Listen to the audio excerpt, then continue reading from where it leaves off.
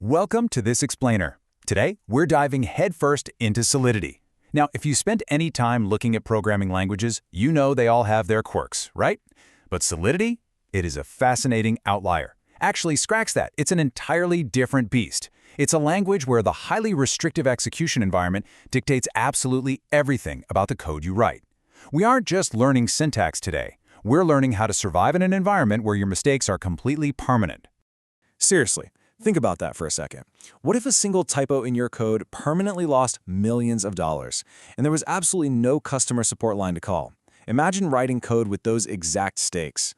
Unlike normal software and engineering, where a bug might mean an app crash or a glitchy user experience that you can just patch an hour later, Web3 operates on a totally different paradigm. Today, we're exploring why Solidity was built from the ground up for this incredibly unforgiving reality, and why its design choices only really make sense once you understand the extreme environment it lives in. All right, here's our roadmap for today. We'll start with 1, the smart contract problem. Then we'll move into 2, the Ethereum virtual machine. Explore 3, every operation costs money. Look at 4, Solidity syntax and structure. And finally wrap up with 5, the high stakes of bugs. We're going to trace exactly how the environment creates the rules, shapes the syntax, and leads to massive vulnerabilities if you aren't paying attention. Starting with Section 1, the smart contract problem, decentralizing trust. Okay, let's dive into this by defining the foundational problem we're trying to solve here. Before we talk about the language itself, we gotta look at the global infrastructure it runs on. A blockchain isn't some central computer sitting in a massive corporate server farm somewhere. It is a massive, shared, distributed ledger. We call it append-only because you can add new entries, but you absolutely cannot secretly edit or delete old ones. It's maintained by thousands of independent computers around the world known as nodes. Through a mathematical process called consensus, all these nodes agree on the state of the ledger. Tampering is practically impossible, which gives us this trustless system enforced entirely by math rather than a single central boss. So, where does code fit into all this? Enter the smart contract. A smart contract is basically a tiny, permanent, publicly verifiable program that lives directly on the blockchain. And here's the kicker. Once you deploy it, the code is practically immutable. It cannot be changed. Anyone can interact with it, and every change it makes is recorded permanently for the whole world to see. Solidity is the primary language we use to write these contracts, allowing us to manage digital value, from basic token balances to complex decentralized lending pools. Moving on to Section 2, the Ethereum virtual machine, the global megacomputer. Let's see how this builds into the unique execution environment where these contracts actually live. So your Solidity code gets compiled down to bytecode that runs inside the Ethereum virtual machine, or EVM. Think of this virtual machine as a single global megacomputer. But remember those thousands of independent nodes we just talked about? Well, an identical copy of the EVM is running on every single one of them. For the network to agree on the shared state, they require perfect, absolute determinism. That means the exact same input must always produce the exact same byte-for-byte output across thousands of completely untrusted machines. If nodes computed different results, the whole system would just instantly fall apart. Which brings us to Section 3, every operation costs money, the price of execution. Because every single node in the world has to re-execute your code to verify it, everything has a cost. Letting anyone run infinite computation for free would be an absolute disaster. To prevent a malicious actor from running an endless loop and just grinding the entire network to a halt, Ethereum attaches a fixed cost to every single EVM operation. We measure this cost in a unit called gas. When you send a transaction, you set a strict limit on how much gas you're willing to pay. If your transaction exceeds that limit, boom, execution stops instantly. Everything reverts as if it never even happened. But, and this is a massive but, your spent gas is permanently lost because the network still had to do the computational work up to that point. This brilliantly illustrates the extreme contrast with traditional programming like Python or Rust. In standard software, an inefficient loop is, just a performance annoyance. It might make your app run a tiny bit slower. In Solidity, an inefficient loop is a fatal denial of service vulnerability.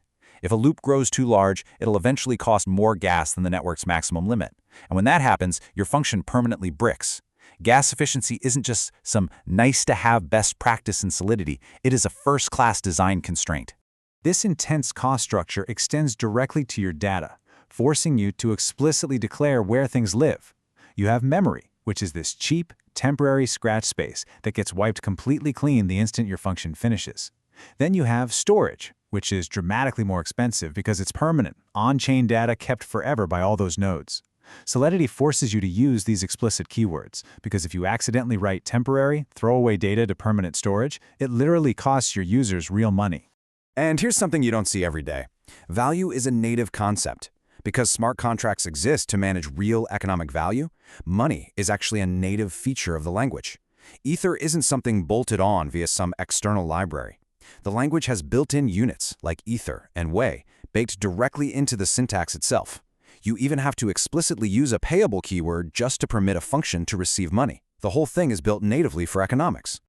Section 4, Solidity Syntax and Structure, Building Defensive Code. Now let's see how this crazy environment shapes the actual syntax we write. While other languages organize around functions or classes, Solidity is all about the contract. It's statically typed, compiled to bytecode, and acts as a persistent, addressable entity on the blockchain.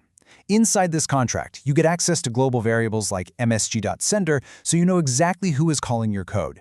And to protect yourself, you rely heavily on require statements. A require statement checks a condition, and if it's false, it aggressively halts execution and cleanly reverts everything, rather than letting a bad state silently persist. It's defensive programming on steroids. Because anyone on the internet can poke at a deployed contract, Solidity forces you to strictly declare who can interact with your functions using 4 specific visibility types. You've got public, meaning anyone can call it. Private restricts it to just the same contract. Internal allows the contract and its inheritors to use it, and external, which is super unique to this gas-conscious environment, means the function can only be called from outside the contract. Getting this wrong, well, that's exactly how funds get stolen. Developers also lean heavily on standardized interfaces to navigate this wild ecosystem. Standards like ERC20 for tokens or ERC721 for NFTs act as shared behavioral blueprints. They dictate exact function signatures without caring about the underlying logic. This allows wildly unpredictable, decentralized contracts to actually interact reliably with one another. It's the foundational glue making the entire interconnected DeFi ecosystem possible. Finally, Section 5, the high stakes of bugs. Why auditing is mandatory. This is where it all comes together. The rigid architecture we just talked about, combined with real economic value, turns simple developer mistakes into absolute catastrophic events. In traditional software, a bug means a crash, and you just push a quick hotfix a few hours later. No big deal, right? In Web3, a single overlooked edge case doesn't just crash an app. It results in the permanent, irreversible theft of millions of dollars in a single transaction. There's no undo button. There's no customer support. And often, there's absolutely no way to patch the flaw after the fact. This unforgiving environment is a playground for high-stakes vulnerabilities. Take reentrancy attacks, like the infamous DAO hack back in 2016, which drained roughly $50 million in a flash. That's where a malicious contract hijacks control to repeatedly call back into a function and drain funds before the balance even updates, or take simple access control mistakes. If a developer just forgets to add a tiny modifier like only owner, they might leave a withdrawal function exposed to literally anyone on the internet. Or take simple access control mistakes. If a developer just forgets to add a tiny modifier like only owner, they might leave a withdrawal function exposed to literally anyone on the internet. So I want to leave you with one final, critical thought to reflect on today.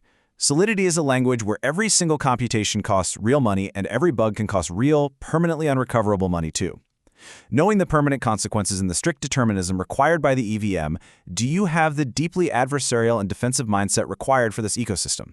It is an incredibly thrilling, high-stakes frontier, but it requires a level of precision unlike absolutely anything else in software engineering.